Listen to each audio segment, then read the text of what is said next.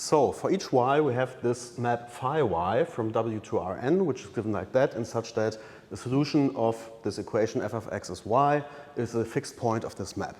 The problem, of course, I said before we want to apply Banach's fixed point theorem, but the problem is, first of all, we need to show it's a contraction, so it has this Lipschitz property with some constant, and to be able to apply the Banach fixed point theorem, we need to restrict this in a certain way, because now it's a map between W and Rn, but for the Banach fixed point theorem, we need a map from a complete metric space to itself.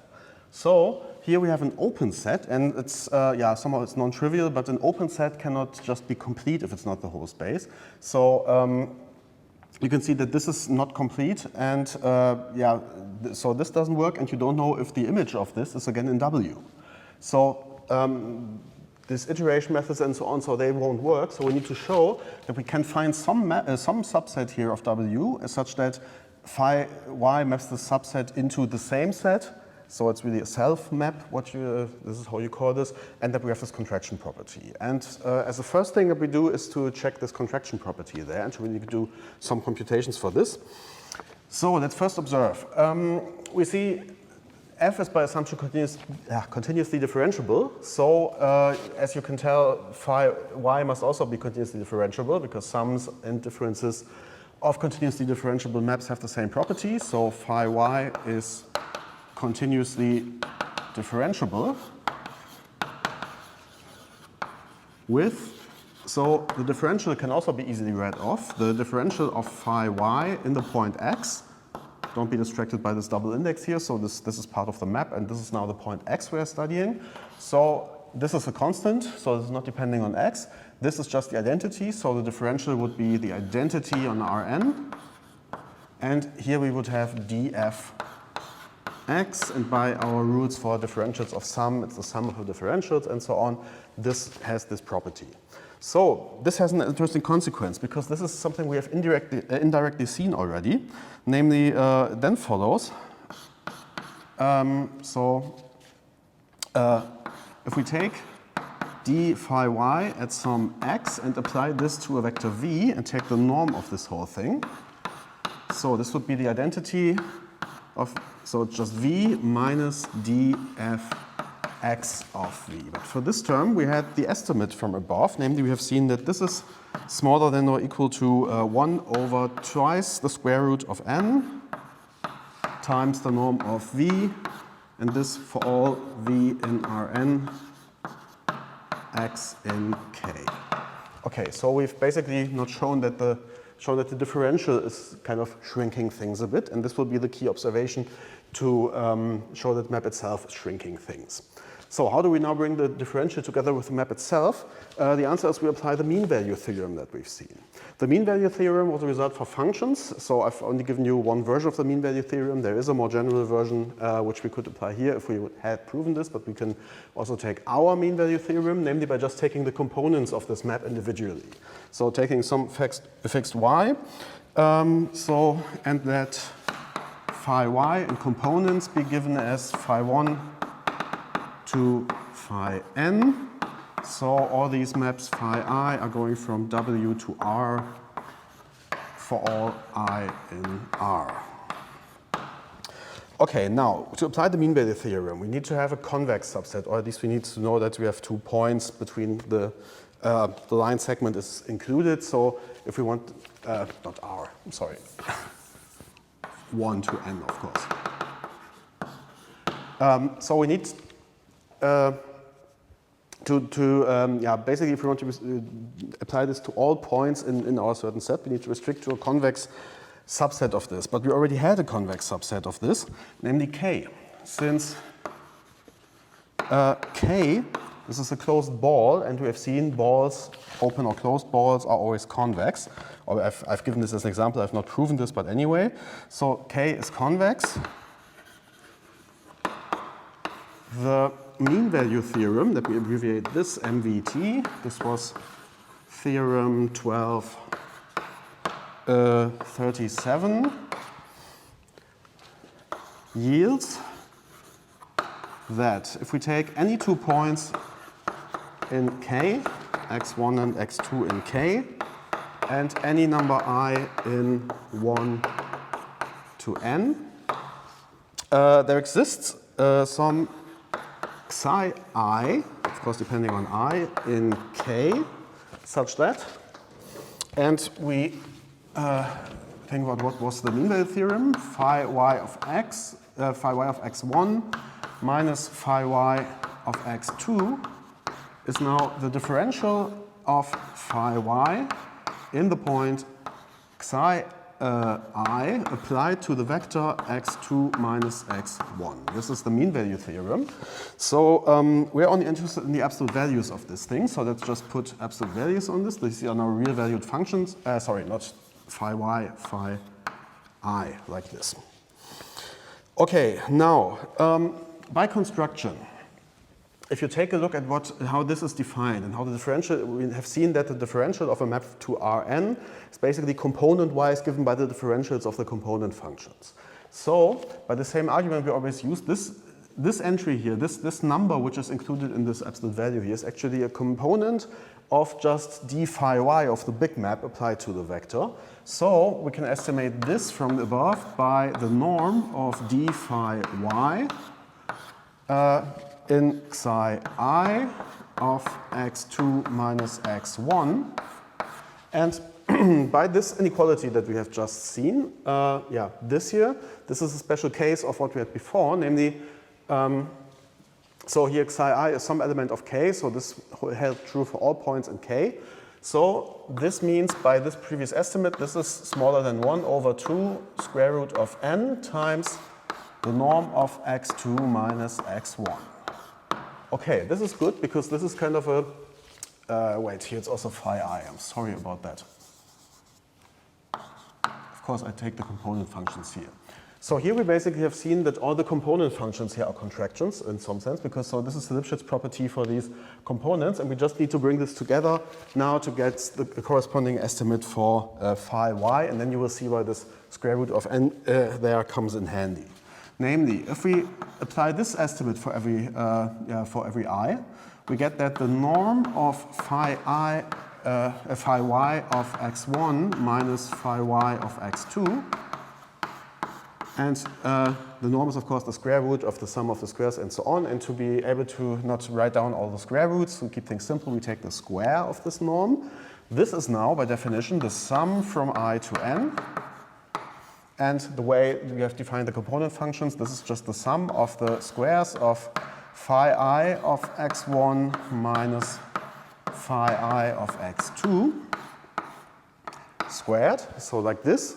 But by this previous estimate, each of them is now smaller than the square of this. So this is smaller than or equal to the sum I from 1 to n, 1 over 4n, so the square of this here, times x2 minus x1 squared. Now, this expression doesn't depend on I anymore. So this is just, the sum of this is just n times the expression. So this is actually the same as 1/4. And now n times cancels with this n here in the denominator. X2 minus x1 to the norm squared. And now we just have to take the square root. These are all non-negative expressions. So this directly implies the norm of phi y of x minus phi 1 x1 minus phi y of x2 to the norm is smaller than or equal to 1/2 x1 minus x2 in the norm, and this holds for all x1, x2 in k. So we have the contraction property. This is what we wanted. This is the crucial contraction property. But as I said before, to be able to apply Banach's six-point theorem, we need to show that some subset of W is preserved.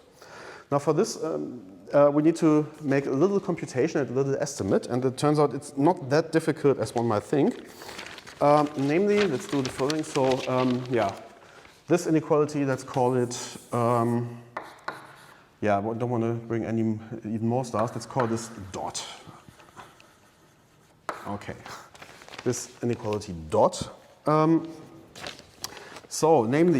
So far we have chosen y was an element of Rn. Now let's restrict our choice of y a bit, because we will see if y is chosen nicely. So we since remember the statement was about some y solutions of this equation if this part y was close to the point 0, which we started with. So we can kind of choose y not arbitrarily, but kind of close enough to 0, and then we will see that we have a nice estimate, namely if x is in k, which again was the closed ball of radius 2r around 0, and if y is now chosen so that it's in the open ball of radius r, we compute the following. The norm of phi y of x. This is by definition, this is, let's do this usual trick, namely we write this as phi y of x minus phi y of 0 plus phi y of 0, and now we apply the triangle inequality, and we'll see that this works out nicely. So this is smaller than or equal to phi y of x minus phi y of 0 plus the norm of phi y of 0. This here is a special case of the estimate we just had. This is by using dot smaller than 1/2 of the norm of x minus 0, or just x, plus, so let's take a look at this guy here. So this phi definition is there. So here we have phi y of 0 would be 0, this would be y plus 0 minus f of 0. So y plus 0 minus f of 0. But we have assumed, that was this without loss of generality in the beginning, that this is just f of 0 equals 0, and of course this doesn't matter. So we just have 1/2 the norm of x plus the norm of y. So this is smaller than or equal to 2r. This is strictly smaller than r. So the sum is strictly smaller than 1/2 times 2r plus r, which is nothing but 2r. So if we take x in k, this shows that phi y of k, every point of k lies in, so has norm smaller than 2r, which means it lies in the open ball of radius 2r around 0, which is particularly a subset of k. So k is mapped into k. But k is compact, so it's a closed subset of Rn, and there you can see that this is something I will not prove here. I've mentioned this before, that k is indeed compact. So, k is indeed complete. So k is closed. Then it follows, let me say this is an exercise. K is complete. So, of course, with the restriction of the Euclidean metric to k. So we can apply we can apply the Banach fixed point theorem. FPT to phi y restricted to k, where y is then chosen to be in this open ball of radius r. Then this means for each such y, we can get a fixed point of this map, and we've seen fixed points of this map are solutions of the equation. So it follows that for all y in B r of 0, there exists some x in k with phi y of x is x, which is equivalent to f of x equals y. So we have basically achieved what we wanted. So so we have shown that we have some k which is preserved, and so if we take the ball of radius small r was chosen in the beginning. So we wanted a small neighborhood of 0 for which we have solutions there, and this shows that if we are inside this ball here of radius r, we can find a solution of that equation which lies in k, and k is also a neighborhood of 0. So this is actually what we wanted in this setting. Sorry, one little mistake. Here it's also important that Banach fixed point theorem tells us there's a unique x in k, because we wanted to show that there are some neighborhoods of 0 for which f is a bijection.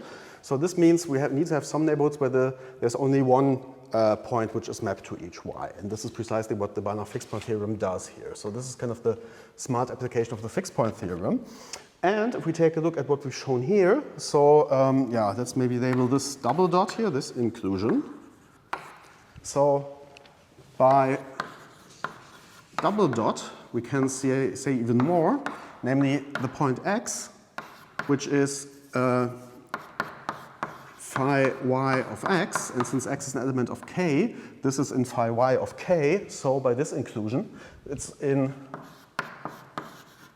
B2R of 0. So we can find a unique point in the interior of that ball. So this means for all, let's write this down once explicitly, for all y in BR of 0, there exists a unique x, which now, with our new knowledge, lies in B2R of 0 with f of x equals y. So we have really shown that there is unique solutions of this, so unique points there. And this shows then basically if you restrict f to the right setting there, f will be a bijection. And this is now what we will sort out in the next step. But this is kind of the existence of solutions, and this was the crucial part, the application of Banach's fixed point theorem. Let me erase and then we'll go on. In the third step, we basically collect the things we've shown so far and think about what we've proven now and what's still left. Now, first of all, we can put this neighborhood V that was part of the claim of the inverse function theorem to be this open ball BR of 0. So there we've seen so that this every point in there has a pre-image under f in this ball B2R of 0. So since f of 0 is 0, and f is continuous, this is what we need in a bit. So the neighborhood u of 0 that we would need to show, to find in the inverse function theorem could be B2R of 0. So I've shown that every point in there has a unique pre-image in there. So this is fine. So, but there's one problem with this. And so I would now ask my audience, does anyone know why? The problem is here, the whole ball of radius 2r might not lie in the domain of f. So f might not even be defined on this whole ball. But we can just resolve this by just intersecting this with f to the minus 1 of v. Okay, and there I need that f of 0 is 0. This means this is a neighborhood of 0, and this is obviously a neighborhood of 0. And I know that since f is continuous, we've seen in one theorem that pre-images of open sets are open. So this is an open set. So this is the intersection of two open sets. And we've seen finite intersections of open sets are again open. This is what we need at this point here, a bit of topology here. So this is an open neighborhood, an open neighborhood of 0. And by what we've seen now, since this is defined in this way, and the restriction f restricted to u from u to v is a bijection.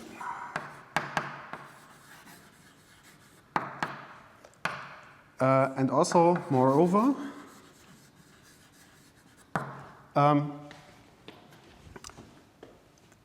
dfx, just by construction and what we've shown before and what we've chosen the radius like, dfx is an isomorphism for all x in u. So this is what we've known, this is what's done so far. So these things are fixed. So we know it's bijection and the differential is an isomorphism. So what's left to show is that the inverse map is again differentiable. This is what we haven't done so far. And by the theorem we had before, we discussed the inverse function theorem. This shows that this showed that it's sufficient at this point to show that the differential is continuous, that the inverse map is continuous, because then differentiability follows by the argument from the last theorem. So here it needs to be shown, and this would be step 4, that the inverse, which is just short for the inverse of f restricted to u, of course, because f itself might not have an inverse. This is continuous. So how do we prove this? And this is, of course, non-trivial and not at all obvious, because f to the minus 1, we don't know this map, essentially. But we could use a little trick, namely, So if we take 2 points in V, y1 and y2 be elements of V, and we let x1 to be the inverse of y1 under this restriction fu. This is unique because it's bijective. And x2, likewise, the preimage under f restricted to u of y2. Then we make the following observation. So first of all, we take the maps phi y again, because for them we have a nice estimate for Lipschitz continuity, and we will show that f to the minus 1 is actually a Lipschitz continuous. So with y equal to 0, we have the map phi y of x. This would be now y plus f of x. So since y is equal to 0, this would be just x plus f of x, and we will now use this for our nice little computation. Namely, with these, we get the following. So we want to show that f to the minus 1 is Lipschitz continuous. So we need to find the nice estimate for these differences, f to the minus 1 of y1 minus f minus 1 of y2 to the norm. Now, this is, by construction of these points, this is, I could have written f to the minus 1 there as well. Sorry for the unnecessary complicated writing. This is just x1 minus x2. And now, speaking of unnecessarily complicated, we now use this equation here to make these things unnecessarily complicated. Because by this is the same as phi 0 of x1, and then minus f of x1, but let us first put the first part here in, minus phi 0 of x2, minus, and now here we have f of x1 minus f of x2. Whoops, yeah, sorry about let me do this again. I don't want to squeeze here too much. Okay. Here we go. Okay, let's write a bit smaller. So this would be phi 0 of x1 minus phi 0 of x2. Minus, and now in parentheses, f of x1 minus f of x2. Okay, now I've got to squeeze all the same almost, sorry. Now, if we use the triangle inequality, this is smaller than or equal to the difference phi 0 of x1 minus phi 0 x2 to the norm, plus the norm of this here, and since this minus sign is irrelevant when it comes to norms, this is f of x1 minus f of x2 to the norm. Okay, this is just by construction, so just by definition of these points, this is y1 minus y2. So this is what we would like to have. So we have shown here, this inequality starts with this part. Let me do this once in detail, as we shall see why in a moment. F minus 1 of y2. And here, this is phi 0. By our estimates for these phi y, we have seen that they're all contractions with the constant 1 over 2. So this is 1 over 2 times the norm of x1 minus x2 plus this. So this is 1/2 norm of f to the minus 1 of y1 minus f to the minus 1 of y2 plus norm of y1 minus y2. Okay. Now, if we take this inequality here, so this is the crucial part here. So here, this term here is smaller than or equal to 1/2 this term plus something.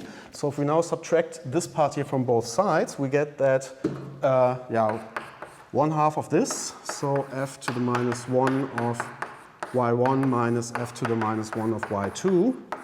1/2 of this is smaller than this, or simply by multiplying by 2, this is smaller than 2 y1 minus y2 to the norm, and this holds for all y1, y2 in V. This means this is Lipschitz continuous with Lipschitz constant 2. So f to the minus 1 is Lipschitz continuous and therefore continuous. So we've now seen that the map is a bijection, the differential is an isomorphism everywhere, and the inverse is continuous. And then this is now the case of the theorem we had before, the preliminary result. This was theorem 13.4. F to the minus 1 is differentiable. We can just apply the theorem to every point in V. So this is differentiable with the differential of f minus 1 in a point y, in a point f of x. Let us write like this. This is dfx and the inverse of this differential here for all x in U. And this concludes the theorem. So there we can now basically use parts, this for the heavy lifting here, and so we've seen, step by step, we've constructed this. Okay, this was a really long proof, especially when you think that the theorem 13.4 is also part of the argument, which also took its time to prove, which was also not that trivial. So this is really a long statement, but it's really worth it, because this theorem is really, has many applications, and one of them I shall discuss now, because I want to get back to the system of equations that I had in the beginning. Sorry, I almost skipped a remark I wanted to make. Remark 13.6. So, in this situation, so in the inverse function theorem, in theorem 13.5, we make one important observation, because we've seen that, so this relation here, the differential of the inverse is the inverse of the differential. When we talk about differentials, we often talk about Jacobi matrices, because we compute the partial derivatives and do matrix multiplication and so on. So we've seen, just by definition of inverse matrices originally in the linear algebra part of this course, we have seen that the inverse matrix is the matrix which represents which induces the inverse of the original linear map. In other words, what follows here is that the Jacobi matrix of f minus 1 in some point, that's called A and B, so A is mapped to B, let's use this notation again. The Jacobi matrix of the inverse is the inverse of the Jacobi matrix of F in the point of the preimage here, Jf of A to the minus 1. And this really means something that I've been talking about earlier, because this shows, once we know this matrix, and this is something we can compute because we assume F is explicitly given, we can just use this matrix and use purely linear algebra to obtain this matrix here, so to compute the full differential. And this is the way we can translate this, and we can just invert matrices at this point. Okay, this inverse function theorem is really an important theorem, and let me show you now as an application of this, that this system of equations that so far had nothing to do with the inverse function theorem that I had in the beginning is indeed, does have a solution and has the solution properties that we claimed in the beginning. So let me correct myself. I had one little mistake in the system of equations that I wanted, namely, so the system that I want is y plus x squared cosine of y plus, minus sine of x squared is u, and in the second equation it was sine x plus xy is v. Okay, the mistake was that in the beginning I had y squared here. This is not what I want. There was a particular mistake, because then it wouldn't work actually. But this system of equation, which is still very, very complicated, and so far no idea whatsoever if there's a solution of this. And we want to use the inverse function theorem now to really show existence of solutions, at least for some choices of u and v. Namely, we consider the following map. F goes from R2 to R2, and I want that f of xy has in its components just the left-hand sides of these equations here. So in the first component it's y plus x squared cosine y minus sine of x squared, and sine x plus xy. Okay, this system was called star in the beginning. I will pick up this notation again. So then with this choice, this means that xy is the solution of this system star if and only if f of xy is uv. So if the point uv has a pre-image under f. And now you see where I'm going, because this is now a case of the inverse function theorem, because there I have to show that the differential is invertible at some point, so the differential is an isomorphism, and then I know that in the neighborhood of this it's a bijection, and then I can tell the existence of solutions from this.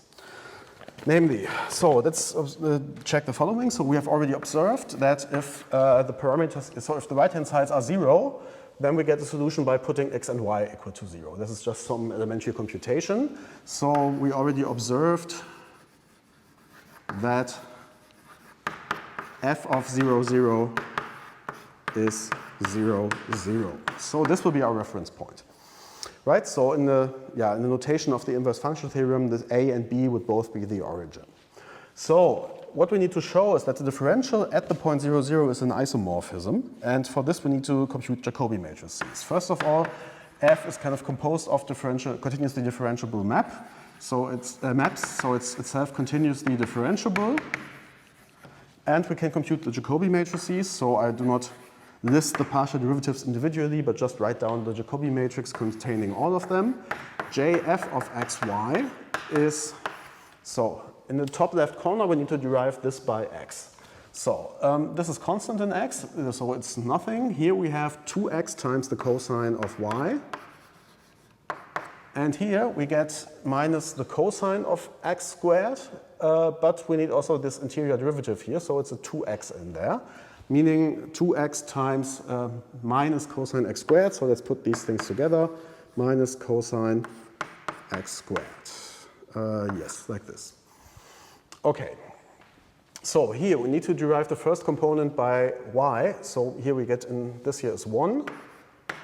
This is, cosine, the derivative of this, the cosine is minus the sine, and this is just constant. So this is minus x squared sine of y, and this fellow here is not depending on y, so it vanishes when deriving.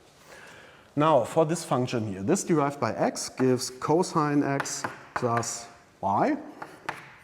And in the last corner here, this is irrelevant, and this derived by y is just x. So this is what the Jacobi matrix looks like in an arbitrary point. For all x, y in R2. Okay, and from this we will now take a look at the point 0, 0, and then show that we can apply the inverse function theorem there. But let me erase for that. If we insert x equals 0 and y equals 0 into the formula for the Jacobi matrix, we get this matrix here, 0, 1, 1, 0. So this particularly implies that if we compute the determinant of this matrix, so the determinant of Jf in 0, 0, so this is this times this minus this times this by our formula for the determinants of 2 by 2 matrices, which in this case gives minus 1, and the value of this is actually irrelevant for us, because the only thing that's important is it's non-zero. Because this means the matrix is invertible, and the invertibility of the matrix means that the induced map, which is then the differential df in 0, 0, is an isomorphism.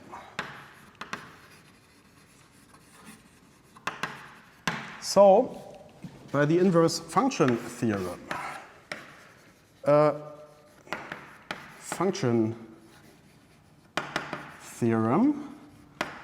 there exist open neighborhoods U and V, subset of R2 of 0, 0, such that for all U, V in V, there exists a unique point xy in this neighborhood U with f of xy equals uv, or in other words,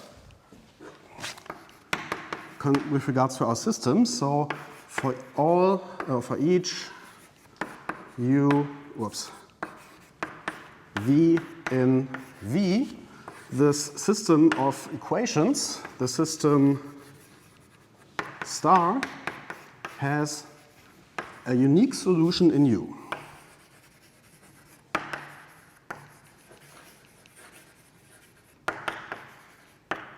Now, it might have more solutions outside of U. This is what we don't know. We only know that inside of U there's only one solution, but there might be more. So what we can tell is if we kind of modify our parameters U and V here slightly in the neighborhood of 0, we still will get a solution. And the solution will lie close to the original solution.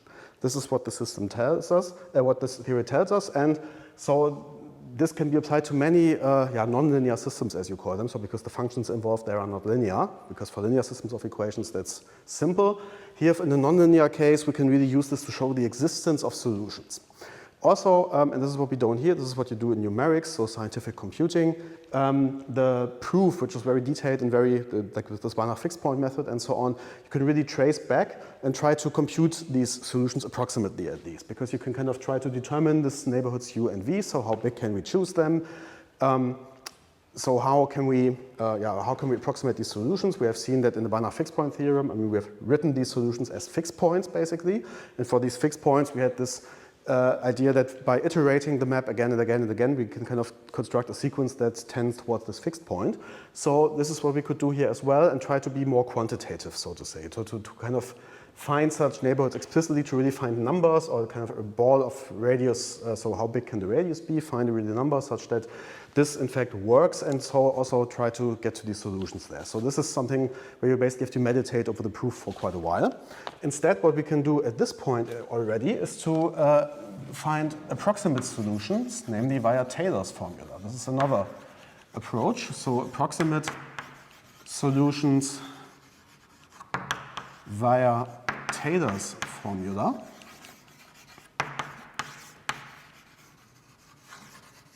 Or Taylor's theorem. Namely, what we can tell now is we can apply Taylor's theorem to this inverse map f to the minus 1, because we've seen, so by the inverse function theorem, abbreviate like this, f to the minus 1 from V to U is continuously differentiable. So this means, So by Taylor's theorem in piano form, there exists a map phi which goes from V to R2 with limit as h goes to 0 of norm phi of h divided by norm of h. This is 0. Such that f to the minus 1 of a point uv in our neighborhood V is f to the minus 1 of 0, 0 plus df minus 1 in the point 0, 0 applied to uv plus phi of uv. Okay, by the inverse function theorem, so this is, we have seen this is 0. This was what we have shown. Sorry, a little mistake. We have seen here that the Jacobian, the Jacobi matrix is, the formula is not here anymore, sorry, is the inverse of the Jacobi matrix at 0, 0. So the inverse of this times, now written as a column vector, uv plus phi of uv. Okay, and the inverse is now easy because we have seen there is a nice formula for inverses of 2 by 2 matrices. So this was corollary, I think, or what was it? No, I haven't written this here, sorry. So we had a corollary of how to, it's a corollary of Cramer's rule, I think, of how to, we did an explicit formula for the inverse of this matrix. And this is given by 1 over the determinant of the matrix, which we have seen to be minus 1 times. And now we have to swap the entries on the diagonal, so nothing to do. And just switch the signs. These are kept, but the signs are flipped. So we get 0, minus 1, minus 1. uv plus phi of uv. Now here we see that the signs cancel each other out. So this is just 0, 1, 1, 0 times uv plus phi of uv. And if we now, I'm making mischief here with column vectors and points in R2, but anyway, if we multiply this out, this is simply v comma u plus phi of u comma v. So this means if we kind of write the coordinates, I'm now being a bit sloppy, the solutions of the system as x and y, and that this depend on the parameters u and v, and y is the second parameter depending, the second variable depending on the parameter, of course.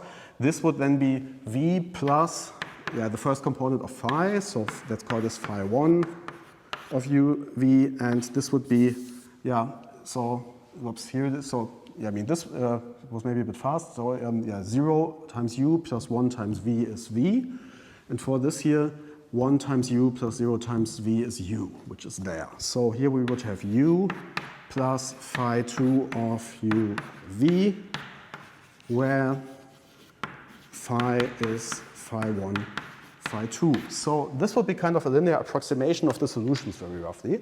So we have that they are this, or respectively here with this, plus some stuff, some strange function which we can treat as rubbish very roughly.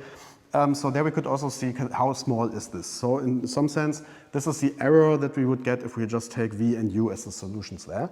And this is something you can also estimate. So we could then approximate the solution and say like up to, I don't know, some orders of magnitude we can, so some digits after the comma we can estimate the solutions here because this term can somehow shown to be very small. But this is kind of the approach of how you can really use Taylor to solve equations. Also, we could play the game and take more times differentiable functions, so more than once, and then use, show that the inverse would also then be k times differentiable if the original one is, and so on. And then you could do a lot of things with Taylor's theorem with other Taylor polynomials of degree a bit higher, and then also approximate solutions. But this is really a lot of effort, and this is definitely too much for a first-year course for mathematics for physicists. Okay, this was all we had to say, I had to say about the inverse function theorem so far. And next we shall tackle what's probably the biggest and most flexible theorem of this, namely the implicit function theorem, which already appeared in the title of this chapter. And we will see that we would actually use the inverse function theorem to prove the implicit function theorem. We also could have gone the other way around. We could also prove directly the implicit function theorem using Banach's fixed point theorem, and then get the prove the inverse function theorem by using the implicit function theorem, but I've chosen this way because this is a bit easier to digest than the other way around, I think. Okay, see you in the next video.